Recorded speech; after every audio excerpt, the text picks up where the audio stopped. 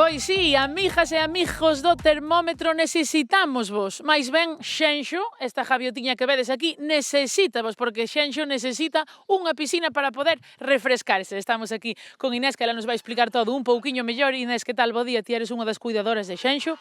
Contanos, que lle pasou a Xenxo e o ben que está descuidando aquí neste refuxio? Ola, bo día.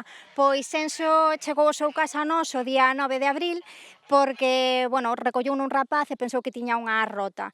Pero el non podía facerse cargo dos gastos veterinarios nos centros de recuperación que normalmente atenden aves silvestres, ou non poder reintroducila na natureza porque pensaban que tiña unha rota e non iba a poder voltar a voar, pois iban a sacrificala. Entón a este rapaz daballe moitísima pena, atopounos a nós, contactou e nós fixémonos cargo dos gastos veterinarios, ingresámolo na clínica GECO, que é a que colabora con nós así no caso de aves e exóticos, e alí descubriron ao facerlle unha radiografía que non tiña un problema nunha A, senón que lle dispararan. Alguén lle disparou e o balín entroulle polo peito, por debaixo da A, e aloxouselle na columna. Houbo que facerlle unha operación, tivo unha intoxicación por metais pesados por culpa deste metal, estivo ingresado 15 días, e tivemos que prepararlle, porque aquí non tiñamos sitio para gaivotas, tivemos que preparar este recinto para que poida estar e recuperarse.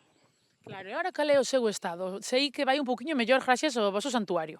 Sí, claro, coa medicación e todo recuperouse da intoxicación por metais pesados e a xa recolle, que antes levaba colgando e agora xa recolle. Pero bueno, entre a operación, a ferida do balín e todo, pois hai dano muscular e por agora non está facendo intentos de voar. Non sabemos se co tempo, cos meses, coa rehabilitación, conseguirá voltar a voar ou se terá que quedarse aquí de xeito permanente. Hai moita calor, todos nos gusta refrescarnos, a Xenxo tamén, pero non pode. Aquí hai varios estanques, pero non pode mesturarse con outras aves. Entón, que é o que pedides, Inés? Pois pedimos unha pequena piscina para el que sexa resistente ás unllas, non pode ser inflable, de pequeno tamaño, unha destas para cans ou infantil, para que poida refrescarse, porque ao final as gaivotas son animais acuáticos que están acostumbrados pois a bañarse, necesítano para a súa hixiene. Aquí temos un estanque moi chulo, pero onde están as ocas e os patos e non poden convivir, porque xense moi pequeniño poderían facerlle dano.